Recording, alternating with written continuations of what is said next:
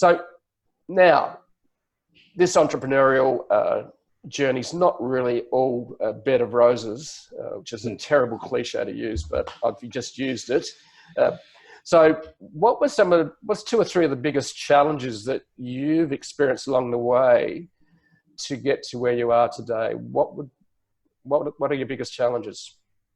Yeah, I've definitely touched on one of them, but I'll give you the biggest one first. The biggest one that that still kills us today, and will kill most businesses, is cash flow. It's just something you've got to stay on top of. Like, when I'm talking about signing $1 million contracts, they're with companies that will pay you in 90 days after you start the service now. And then if they don't, like, trying to go up against these big companies and say, give us our money is a nightmare, right? So you managing cash flow is super difficult.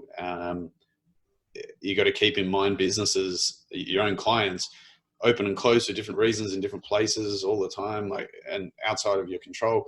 So you just have to grin and bear it and make sure that you budget accordingly and price accordingly to cater for people who just won't pay. Like, we've lost hundreds of thousands of dollars in money that we could never recover over the years.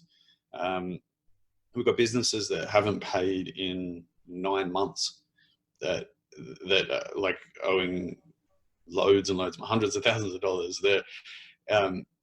You got to plan in advance, set up even setting up contracts, getting payment in advance. All those things have not worked for us. Right. You got to think about these big companies, and you want to work with the likes of Salesforce. I'm not saying they didn't pay us, but think about companies like that. They've got their own purchase order system, their own accounts. You adhere to what they want, otherwise you're not working with us, kind of thing. Yeah, exactly. So that was a big one. Okay.